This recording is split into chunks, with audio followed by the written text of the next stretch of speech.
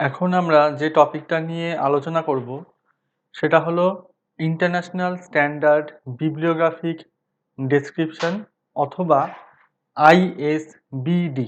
International standard বিবলিওগ্রাফিক description সূচীকরণের প্রধান standard হিসাবে বিবেচনা করা যেতে পারে, যাতে সার্বজনীনভাবে গ্রন্থপঞ্জি নিয়ন্ত্রণের একটি প্রধান মাধ্যম হিসাবে গণ্য করা হয়। এর ফলে সমস্ত দেশে সমস্ত প্রকাশিত গ্রন্থের জন্য আন্তর্জাতিকভাবে গ্রহণযোগ্য একটি সূচীকরণের স্ট্যান্ডার্ড মাধ্যম হিসাবে কাজ করতে হয়। গ্রন্থগত তথ্য একটি ধারাবাহিক স্ট্যান্ডার্ডের মধ্যে সীমাবদ্ধ করা হয় এবং এই ধারাবাহিকতা বজায় রাখার ফলে গ্রন্থগত তথ্যচ্যুতি হয় না। আইএসবিডি এমন একটি মান যা নির্দিষ্টভাবে রেকর্ড করা বা প্রতিলিপি করা ডেটা উপাদানগুলি নির্ধারণ করে ক্যাটালগ করা হয়, যা লাইব্রেরি সম্পদ বর্ণনার ভিত্তি হিসাবে ব্যবহার করা যেতে পারে। আইএসবিডি যে বিষয়গুলি নির্ধারণ করে তা হল ডেটা উপাদানগুলিকে চেনা এবং বিরাম চিহ্ন প্রদর্শন করে বর্ণনার ভাষা থেকে স্বাধীনভাবে বোধগম্য করার জন্য নির্ধারিত বিরাম চিহ্ন ব্যবহার করা। আইএসবিডি এই যে রুলগুলো সেগুলো সাংঘাতিকভাবে লাইব্রেরিতে ব্যবহৃত যে সমস্ত মেটেরিয়াল রয়েছে সেগুলোর ওপর নির্ভরশীল। একদম সর্বপ্রথমে এসেছিল আইএসবিডি এম, এটা হচ্ছে মনোগ্রাফের জন্য 1974 সালে। তারপরে আসে আইএসবিডি সিরিয়ালস বা ধারাবাহিক যে সাময়িকী বা পিরিয়ডিক্যালস জার্নাল ম্যাগাজিনের জন্য, সেটা 1974 সালে। এরপর আসে হচ্ছে কার্টোগ্রাফিক মেটেরিয়াল, যেটাকে বলা হয় আইএসবিডি সিএম, এটা প্রণয়ন করা হয় 1977 সালে। এরপর আসে হচ্ছে বিবলিওগ্রাফিক ডেসক্রিপশন আইএসবিডি জি, এটাও 1977 সালে। কন্টিনিউইং রিসোর্সেস এর প্রণয়ন হয় 2002 সালে, এটাকে বলা হয় আইএসবিডি সিআর। 1980 সালে প্রণয়ন করা হয় ওল্ডার মনোগ্রাফিক পাবলিকেশন, যেটাকে অ্যান্টিকোয়ারিয়ান বলে। এর আরেকটা নাম হলো আইএসবিডি এ। সঙ্গীত এবং তার নোটেশনের জন্য 1980 সালে প্রণয়ন করা হয় আইএসবিডি পিএম। পিএম মানে হচ্ছে প্রিন্টেড মিউজিক। 1990 সালে প্রণয়ন করা হয় আইএসবিডি সিএফ, যেটা কম্পিউটার ফাইলসকে ক্যাটালগ করার একটি নির্দিষ্ট রুল তৈরি করা হয়। 1997 সালে প্রণয়ন করা হয় আইএসবিডি ইআর, যেটা ইলেকট্রনিক ফাইলসের জন্য প্রযোজ্য। আইএসবিডির উদ্দেশ্য এবং নীতি: যে কোনো প্রকার গ্রন্থাবলীর তথ্যগত বিবরণ দেওয়ার জন্য আইএসবিডি একটি সুনির্দিষ্ট শর্তাবলী এবং নীতিমালা প্রণয়ন করে, যা দিয়ে যতটা অভিন্নতা সম্ভব ততটা বজায় রাখা যায়। নির্দিষ্ট ধরনের লাইব্রেরি মেটেরিয়ালসের জন্য নির্দিষ্ট শর্ত ও নীতিমালা প্রয়োগ করা হয়। আইএসবিডি এমন নীতিমালা ও নিয়মাবলী প্রণয়ন করে যাতে বিভিন্ন ধরনের গ্রন্থপঞ্জি সংস্থা বা বিবলিওগ্রাফিক এজেন্সি তাদের রিসোর্সগুলিকে তাদের চরিত্র অনুযায়ী ক্যাটালগ তৈরির নিয়মাবলীর মাধ্যমে যথাযথ বিবরণ তৈরি করতে পারে। বিভিন্ন উৎস থেকে প্রাপ্ত রেকর্ডগুলিকে বিনিময়যোগ্য করা, যাতে একটি দেশে উৎপাদিত রেকর্ডগুলি অন্য দেশে গ্রন্থাগারের ক্যাটালগ বা অন্যান্য গ্রন্থপঞ্জি তালিকায় সহজেই গ্রহণ করা যায়।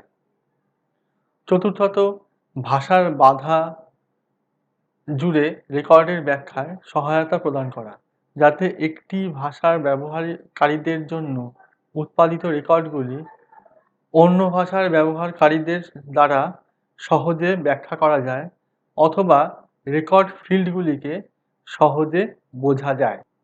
পঞ্চমত, ক্যাটালগ কার্ডে রেকর্ড করা বিব্লিওগ্রাফিক তথ্যকে ইলেকট্রনিকভাবে পরিবর্তন করা ও সেগুলিকে সঠিক মাধ্যমে বা মিডিয়ামে প্রকাশ করা। অন্যান্য বিষয়বস্তু বা কন্টেন্টসের মানগুলির সাথে আন্তঃব্যবহারযোগ্যতা বা ইন্টারঅপারেবিলিটি এটাকে বাড়ানো। আইএসবিডি দ্বারা নিম্নলিখিত সম্পদের প্রকারের মধ্যে অন্তর্ভুক্ত করা হয়েছে, যেরকম কার্টোগ্রাফিক সম্পদ বা কার্টোগ্রাফিক মেটেরিয়াল, ইলেকট্রনিক সম্পদ বা ইলেকট্রনিক ফাইলস, চলন্ত ছবি মুভিং পিকচার্স, মাল্টিমিডিয়া সম্পদ বা মাল্টিমিডিয়া মেটেরিয়ালস বা রিসোর্স, নোটেটেড মিউজিক, প্রিন্টেড রাইটিং বা মুদ্রিত লেখা, শব্দ রেকর্ডিং বা সাউন্ড রেকর্ডিং, স্থির ছবি বা স্টিল পিকচার। তো আইএসবিডি এই সম্পদগুলিকে বা রিসোর্সগুলিকে ক্যাটালগ করার জন্য বিভিন্ন নিয়ম প্রণয়ন করেছে। সম্পদের বৈচিত্র্য এবং আইএসবিডির উপযোগিতা। জাতীয় গ্রন্থপঞ্জি সংস্থাগুলিকে সেই দেশে জারি করা প্রতিটি সংস্থানের জন্য নির্দিষ্ট রেকর্ড তৈরি করার দায়িত্ব গ্রহণ করার জন্য আহ্বান জানানো হয়। তাই এটি সুপারিশ করা হয় যে তাদের দ্বারা প্রস্তুতকৃত বিবরণগুলিতে আইএসবিডিতে নির্ধারিত সমস্ত বাধ্যতামূলক উপাদানগুলিকে বিবরণ দেওয়া হয়, কারণ তথ্য বর্ণনা করা সম্পদের পরিচয় করার জন্য সর্বতোভাবে প্রযোজ্য।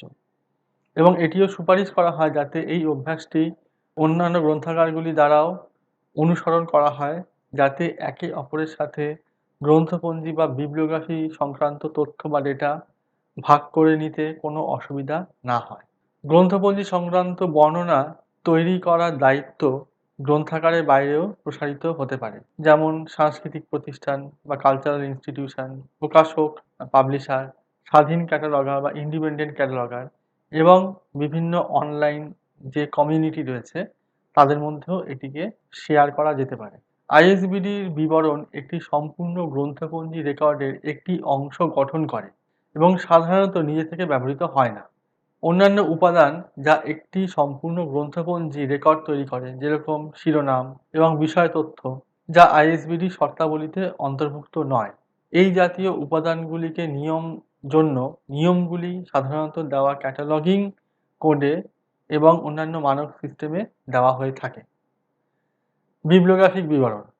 কোনো একটি ডকুমেন্টকে বিবরণ বা ডেসক্রিপশন করতে গেলে দেখতে হবে সেই সম্পত্তি বা রিসোর্সটি একটি অংশের মধ্যে নিহিত রয়েছে নাকি সেগুলি অনেকগুলো অংশে বিভক্ত ও সম্পূর্ণ, যেটাকে বলা হয় single part or multi part documents. আইএসবিডির একটি বড় অবদান হলো ক্যাটালগিংয়ে ব্যবহৃত বিভিন্ন টার্ম বা পদগুলিকে এখানে নির্দিষ্টভাবে সংজ্ঞায়িত করা হয়েছে। কয়েকটা উদাহরণ এখানে দেওয়া হলো, যেমন এরিয়া বা অঞ্চল। এর সংজ্ঞা হলো গ্রন্থপঞ্জির একটি প্রধান অংশ বর্ণনা, একটি নির্দিষ্ট তথ্য সমন্বিত বিভাগ বা বিভাগের অংশ। কন্টিনিউইং রিসোর্সেস বা ক্রমান্বয়িক সম্পদ, একটি সম্পদ যা সময়ের সাথে সাথে প্রকাশ করা হয় কিন্তু তার উপসংহার পূর্ব নির্ধারিতভাবে জারি করা হয় না, যথা magazine, research journal, review journal ইত্যাদি। মাত্রা বা ডাইমেনশন, একটি সম্পদের রৈখিক পরিমাপ, উচ্চতা, প্রস্থ, গভীরতা এবং সম্পদ ব্যবহারের জন্য যে সরঞ্জামের প্রয়োজন হয় এবং সম্পদ ব্যবহারের প্রাসঙ্গিক মাত্রা সংক্রান্ত তথ্য ডাইমেনশন ফিল্ডের মধ্যে এরিয়ার মধ্যে নিহিত করা হয়ে থাকে। ডকুমেন্ট হলো এমন একটি বস্তু যার বিষয়বস্তু হলো বৌদ্ধিক বা শৈল্পিক প্রকৃতি, যাকে একটি নির্দিষ্ট আকারের মধ্যে নিবদ্ধ করা যায় এবং প্রকাশ করা যায়। ডকুমেন্টের মধ্যে যেসব বস্তুগুলি আসে সেগুলি হলো পাঠ্যপুস্তক বা টেক্সট, ম্যাপ, স্টিল পিকচার, চলমান চিত্র moving picture, graphics, sound, video recording, এটা ডিজিটালও হতে পারে, অ্যানালগও হতে পারে, ক্রমান্বয়িক সম্পদ বা কন্টিনিউইং রিসোর্সেস ইত্যাদি। আইএসবিডি ক্যাটালগকে 8খানা এরিয়াতে বা ক্ষেত্রে অঞ্চলে বিভক্ত করেছে। প্রথমটা হলো এরিয়া 1, এটি হলো title and statement of responsibility area. দ্বিতীয় হলো এরিয়া 2, এডিশন এরিয়া। তৃতীয় হলো area 3, material or type of resource specific area. Area 4, publication, production, distribution, etc. Area 5, physical description area. Area 6, series area. Area 7, note area. Area 8, resource identifier and terms of availability area. এখানে একটা উদাহরণ দেওয়া হয়েছে। এই উদাহরণটিতে দেখানো হয়েছে যে একটি গ্রন্থের বা ডকুমেন্টের টাইটেল বা শিরোনাম হলো Canadian migration patterns from Britain and north America এবং এটি এডিট করেছেন বারবারা জে মেসামোর। তাহলে বইয়ের যে টাইটেল এবং এই বইটি প্রকাশনা সংক্রান্ত যিনি এডিটার বারবারা জে মেসামোর, ইনি এই বইয়ের প্রকাশনার যথাযথ দায়িত্ব নিয়েছেন।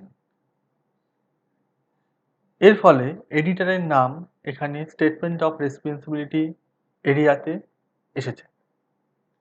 এই বইটা প্রকাশিত হয়েছে ইউনিভার্সিটি অফ অটোয়া প্রেস এদের হাত ধরে এবং এই ইউনিভার্সিটিটি বা এই প্রেসটি অটোয়া শহরে অবস্থিত এবং এই বইটির প্রকাশনার তারিখ হলো 2004।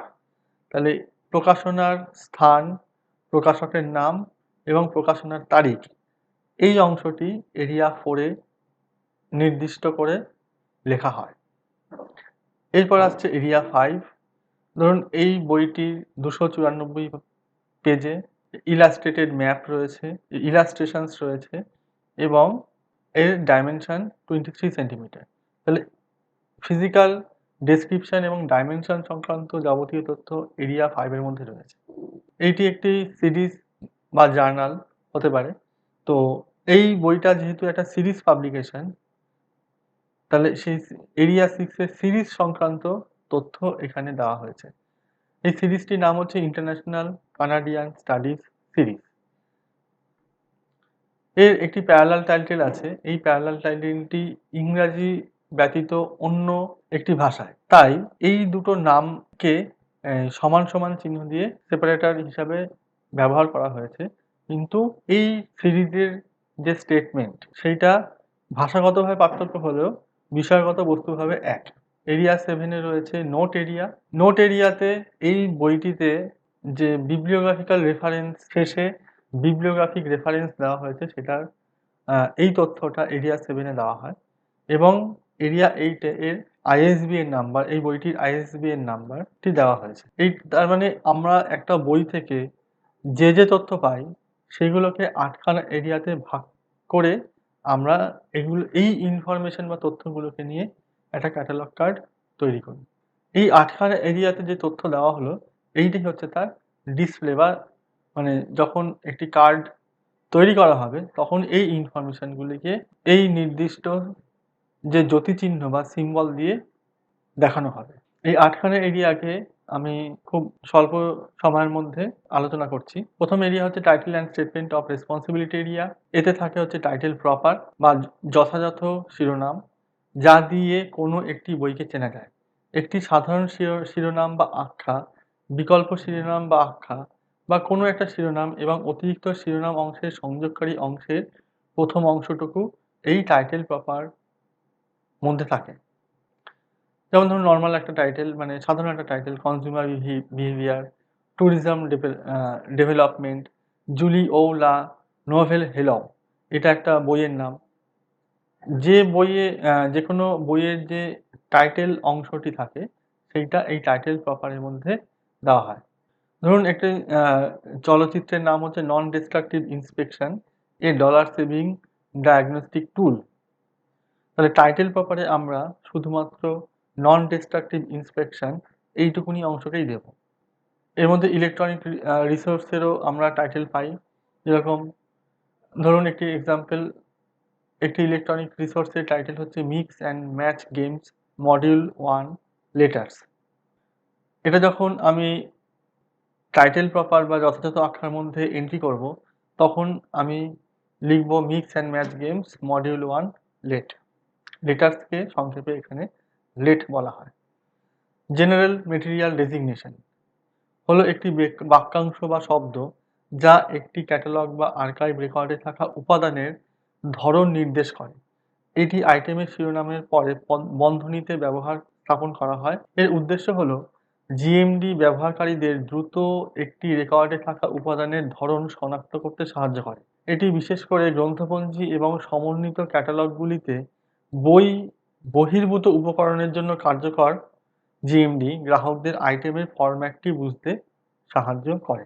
যেমন ধরুন পান্ডুলিপি। এটি যদি জিএমডিতে বলা হয় বা ম্যানুস্ক্রিপ্ট হিসাবে যদি নির্দেশ করা হয়, তাহলে আইটেমটি যে ম্যানুস্ক্রিপ্ট সেটা বোঝা যায়। সেরকমভাবে video recording, sound recording, electronic resource, এগুলো সবই জিএমডি এই অংশটাতে জেনারেল মেটেরিয়াল ডেসক্রিপশনে বলে দেওয়া হয়।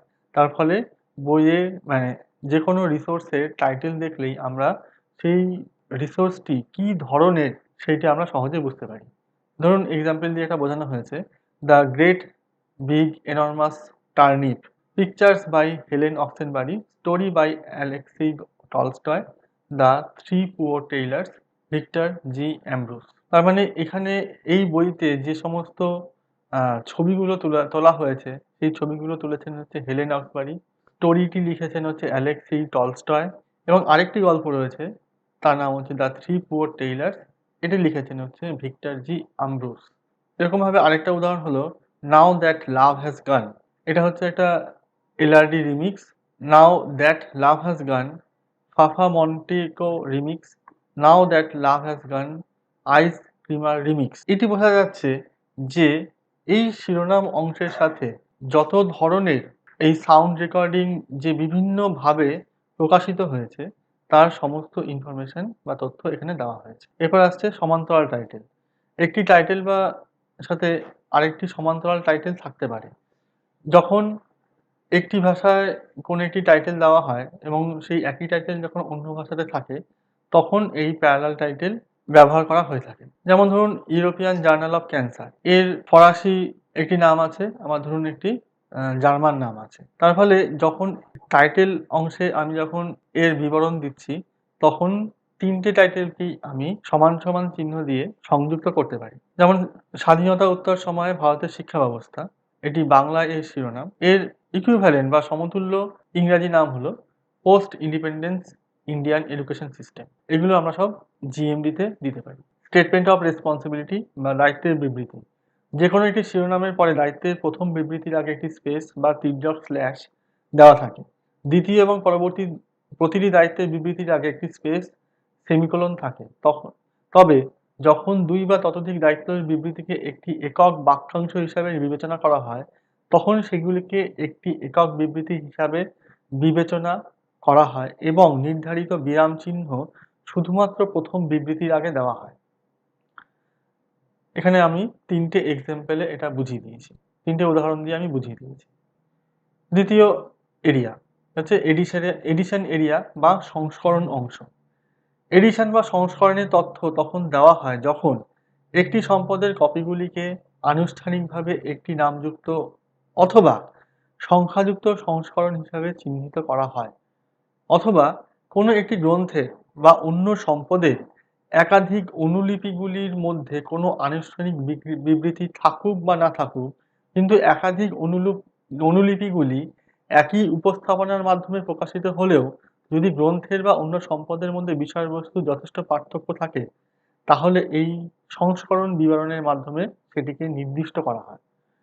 যেমন ধরুন soil, the earth greatest treasure, revised edition. তার মানে হচ্ছে এই নির্দিষ্ট বইটির এটি হলো প্রথম সংস্করণের revised version. Cyber office for administrative personnel, Windows 96 addition.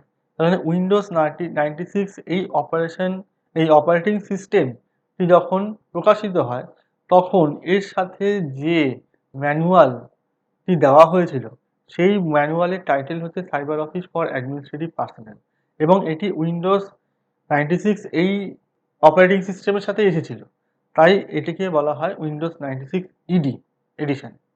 Subbuteo table soccer, এটা হচ্ছে ওয়ার্ল্ড কাপ এডিশন।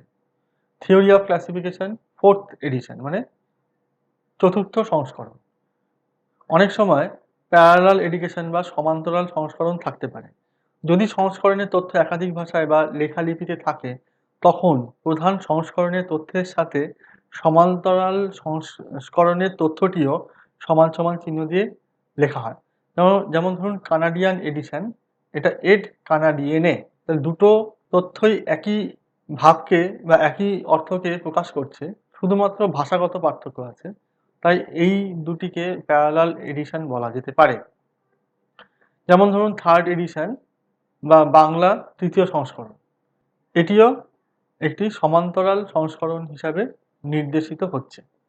নির্দিষ্ট সংস্করণের দায়িত্ব বিবৃতি। যদি কোনো একটি গ্রন্থের বা অন্য সম্পদের একাধিক সংস্করণ থাকে এবং সেই সংস্করণের সম্পাদকের নাম যদি দেওয়া থাকে, তাহলে প্রথম সংস্করণের সম্পাদকের নামটি দায়িত্ব বিবৃতির অংশে যাবে। পরবর্তী কোনো সংস্করণের সম্পাদক যদি আলাদা হন, তাহলে তার নামটি সংস্করণের সংখ্যার সাথে দেওয়া যাবে। যেমন ধরুন economic history of Britain, a study in social development, এই বইটি লিখেছেন হচ্ছে H.O. মেরেডিথ, কিন্তু এর পঞ্চম সংস্করণের এডিটর ছিলেন সি এলিস। সেজন্য পঞ্চম সংস্করণের অংশে আমি সেই সংস্করণের সাথে সংযুক্ত এডিটরের নামটিও এখানে আমি দিতে পারি। তৃতীয় area, material or type of resource specific area, উপাদান বা সম্পদের ধরন নির্দিষ্ট এলাকা বা এরিয়া। এতে এমন তথ্য রয়েছে যা একটি নির্দিষ্ট শ্রেণীর উপাদান বা সম্পদের ধরনের জন্য অনন্য। যখন একটি সম্পদের সাথে অন্য কোনো উপাদান একসাথে থাকে, তখন এই তৃতীয় ক্ষেত্রটি ব্যবহার হয় পুনরাবৃত্তিযোগ্য। ম্যাগাজিন বা জার্নালের ক্ষেত্রে প্রতিটি ইস্যু বা ভলিউম একটি নির্দিষ্ট সংখ্যার ক্রমান্বয়ে প্রকাশিত হয়। তো ভলিউম নাম্বার, ইস্যু নাম্বার বা অন্যান্য কোনো ক্রমান্বয়িক সংখ্যা, এই ধরনের তথ্য এই তৃতীয় ক্ষেত্রে দেওয়া হয়ে থাকে। যেমন electronic text data volume 3 number 4, এটি এপ্রিল 1996-এ প্রকাশিত হয়েছিল। অথবা মিউজিক ফাইলের ক্ষেত্রে score and parts number 1, volume number, issue number এবং সেটি কোন ডেটে সময়ে প্রকাশিত হয়েছিল সেইটি ব্র্যাকেটের মধ্যে দেওয়া থাকে। ভলিউম 1 1960 সালে প্রকাশিত হয়েছিল, তো 1960 সালে এই নাম্বারটি আমি ভলিউম সংখ্যার সাথেও দিতে পারি। প্রকাশনা এবং বিতরণ ক্ষেত্র, পাবলিকেশন ডিস্ট্রিবিউশন এরিয়া, এটি ক্যাটালগের চতুর্থ ক্ষেত্র এবং এই অংশে সম্পদের সাথে সম্পর্কিত সকল ধরনের প্রকাশক, বিতরণ সংস্থা বা ডিস্ট্রিবিউটার, প্রকাশনা, পাবলিকেশন এবং ইস্যু কার্যক্রমকে অন্তর্ভুক্ত করে। এই ক্ষেত্রটি সম্পদের ভৌত উৎপাদনের সাথে সম্পর্কিত তথ্য রেকর্ড করার জন্য ব্যবহৃত হয়, তবে এগুলি প্রকাশনা, বিতরণ ইত্যাদি কার্যক্রম থেকে আলাদা করা হয়। যদি কোনো ব্যক্তি বা সংস্থা প্রকাশনা, বিতরণ ইত্যাদি এবং ভৌত উপাদানের কার্যক্রমকে একত্রিত করে, অথবা যখন এটি অনিশ্চিত থাকে যে ব্যক্তি বা সংস্থা প্রকাশনা ইত্যাদির জন্য দায়ী কিনা, নাকি কেবল ভৌত উৎপাদনের জন্য, তখন বিবৃতিটিকে প্রকাশনা, বিতরণ ইত্যাদি সম্পর্কিত তথ্য হিসাবে বিবেচনা করা হয়। ধরুন প্রকাশক বা পাবলিশারের নাম হচ্ছে লুন ওয়ার্ড এবং তাদের যে অফিস রয়েছে মাদ্রিদ এবং বার্সেলোনা, দুটো জায়গাতেই। তাহলে আমি দুটো জায়গার নামেই as a place of publication আমি দিতে পারি, Barcelona semicolon Madrid colon Lunwerg, এবং প্রকাশিত হয়েছে 2002 সালে। যেমন বোল্ডার, এটা হচ্ছে ধরুন কোনো একটি বই দুটি বিভিন্ন তার পাবলিশার একটি এবং ডিস্ট্রিবিউটার আরেকটি, এবং পাবলিশারের একটি জায়গায় অফিস আর ডিস্ট্রিবিউটারের অন্য জায়গায় অফিস, তাই দুটোই আমি এখানে এইরকমভাবে দিতে পারি।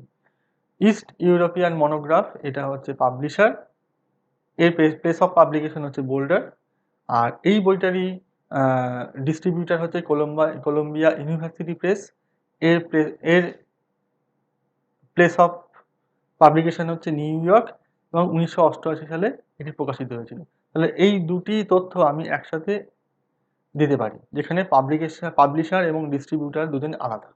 এরকম করে অনেকগুলো উদাহরণ দিয়ে এটিকে বোঝানো হয়েছে। পঞ্চম এরিয়া, ফিজিক্যাল ডেসক্রিপশন এরিয়া বা ভৌত বর্ণনা ক্ষেত্র।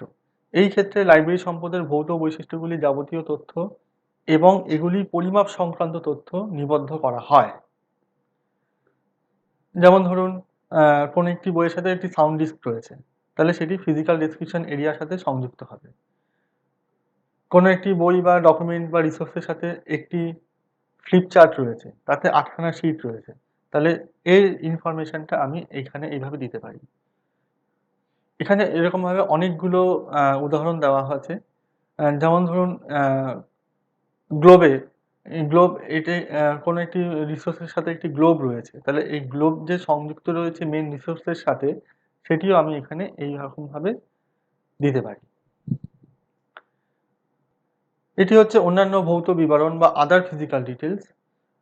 ধরুন কোনো একটি বই তার ৩ টে ভলিউম রয়েছে এবং তার সাথে ইলাস্ট্রেশন এবং ম্যাপ রয়েছে। তাহলে এই ইনফরমেশনটি আমি এইভাবে দিতে পারি। কোনো একটি রিসোর্সের সাথে একটি মডেল রয়েছে। সেই মডেলের একটি মডেল রয়েছে এবং সেটি হচ্ছে প্লাস্টারের তৈরি মডেল। তাহলে আমি এই প্লাস্টারের তৈরি মডেল ইনফরমেশনটিকে আমি এইরকমভাবে দিতে পারি। কোনো একটি রিসোর্সের সাথে ৩৩ টা ধরুন মাইক্রোফিশে রয়েছে এবং সেগুলি প্রত্যেকটাই হচ্ছে একটা ইলাস্ট্রেশন। তাহলে এর ডেসক্রিপশন আমরা এইভাবে দিতে পারি dot dash 33 microfiches colon chiefly ILL dot. ILL dot মানে হচ্ছে ইলাস্ট্রেটেড বা ইলাস্ট্রেশনস।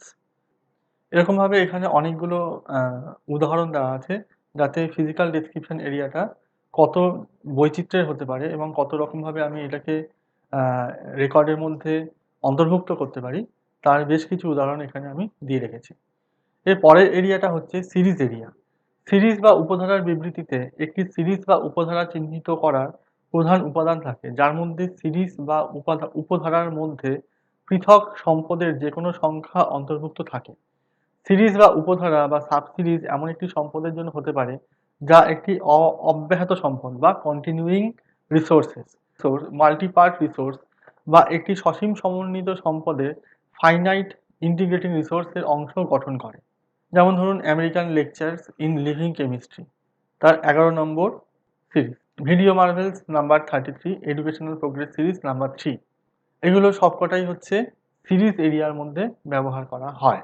এবার সিরিজ যেহেতু, সেজন্য আমাদের যে রিভিউ জার্নাল, রিসার্চ জার্নাল, যার মধ্যে ISSN নাম্বার থাকে, মানে ইন্টারন্যাশনাল স্ট্যান্ডার্ড সিরিয়াল নাম্বার থাকে, সেই অংশগুলো আমি এই সিরিজের স্টেটমেন্ট এরিয়াদের মধ্যে দিতে পারি। যেমন গ্রেকো রোমান মেমোয়ার্স এর ISSN নাম্বার হলো 03069222। তাহলে এই পুরোটা আমি এই সিরিজ এরিয়ার মধ্যে আমি নথিভুক্ত করতে পারি। যেমন এলসেভিয়ারস ইন্টারঅ্যাক্টিভ অ্যানাটমি এর ISSN নাম্বার হলো 09292225। তাহলে পুরো অংশটি আমি এই সিরিজ এরিয়ার মধ্যে আমি এর নথিভুক্ত করতে পারি। এখানে অনেকগুলো এক্সাম্পল আছে এবং যেহেতু অনেকগুলো এক্সাম্পল দেওয়া হয়েছে, এগুলোর মাধ্যমে তো আপনারা সহজে সিরিজ এরিয়ার মধ্যে যে বৈচিত্র্য থাকে, কিভাবে এই এরিয়াতে নথিভুক্ত করা হয় রেকর্ড হিসাবে, সেটিকে আপনারা সহজেই বুঝতে পারবেন। ৭ম এরিয়া হলো নোট এরিয়া। নোট অংশে এমন কোনো বর্ণনামূলক তথ্য দেওয়া হয়, যা বর্ণনার অন্যান্য ক্ষেত্রে বলা হয়নি বা রেকর্ডের অন্য ক্ষেত্রে সেটিকে নেওয়া হয় না, কিন্তু গ্রন্থপঞ্জি রেকর্ড ব্যবহারকারীদের জন্য গুরুত্বপূর্ণ বলে বিবেচিত হয়। নোটগুলি আনুষ্ঠানিক বর্ণনাকে যোগ্য করে তোলে এবং প্রসারিত করে এবং একটি সম্পদের যেকোনো দিক নিয়ে কাজ করতে পারে। নোটগুলি সম্পদের গ্রন্থপঞ্জি ইতিহাসও দিতে পারে এবং অন্যান্য সম্পদের সাথে সম্পর্ক নির্দেশ করে। যেমন ধরুন কোনো একটি বই কমার্সের সেমিস্টার 3 এর জন্য নির্দিষ্ট। তাহলে আপনি ধরুন যদি পার এই নির্দিষ্ট তথ্যটি যদি ক্যাটালগের মধ্যে নিবদ্ধ করতে চান, তাহলে আপনাকে নোট এরিয়াতে এর একটা টেক্সট হিসাবে এর মধ্যে দিতে হবে। যেমন দিলেন ধরুন for BCom honours semester 3 new syllabus. ধরুন কোনো একটা বই অন্য কোনো ভাষায় লিখিত হয়েছে, সেটাকে ট্রান্সলেট করা হয়, অনুবাদ করা হয়েছে অন্য একটা ভাষাতে। তাহলে যে অরিজিনাল বই থেকে সেটিকে ট্রান্সলেশন করা হয়েছে, সেই বইয়ের নাম এবং সেই ট্রান্সলেশনের একটি স্টেটমেন্ট আপনি এই নোট এরিয়াতে দিতে পারেন। Standard number and terms of availability. Standard number আমরা অনেকগুলো স্ট্যান্ডার্ড নাম্বার ইউজ করি। যেমন বইয়ের ক্ষেত্রে আমরা ইউজ করি ISBN নাম্বার। কন্টিনিউইং রিসোর্সেস এদের জন্য ইউজ করি ISSN number, international standard serial number. অনেক সময় রেকর্ডিং এর জন্য আমরা ইউজ করি ISRC নাম্বার, যেটাকে বলা হয় international standard recording code. Musical স্কোরসের জন্য আমরা ইউজ করি ইন্টারন্যাশনাল স্ট্যান্ডার্ড মিউজিক নাম্বার, যেটাকে বলা হয় ISMN। মিউজিক্যাল ওয়ার্ক এর জন্য আমরা ইউজ করি international standard musical work code ISWC, audio visual materials international standard audio visual number অথবা ISAN। স্লাইডগুলি দিয়ে আমি ISBD সম্পর্কে একটা প্রাথমিক ধারণা এবং ক্যাটালগের যে ৮খানা এরিয়া তাদের মধ্যে যে বিভিন্ন রকম তথ্য বৈচিত্র্য থাকে, বিভিন্ন রকম যে কমপ্লেক্স যে সমস্যাগুলি আসে সেগুলোকে কিছুটা এখানে আমি তুলে ধরেছি। ISBD হলো বর্তমান বা আধুনিক ক্যাটালগের জন্য একটি বিশেষ রুল, যার মাধ্যমে আজকের দিনে আমরা যে ক্যাটালগ করি তার একটা স্ট্যান্ডার্ড ক্যাটালগিং সিস্টেম। এখানেই হচ্ছে ISBDর মূল গুরুত্ব।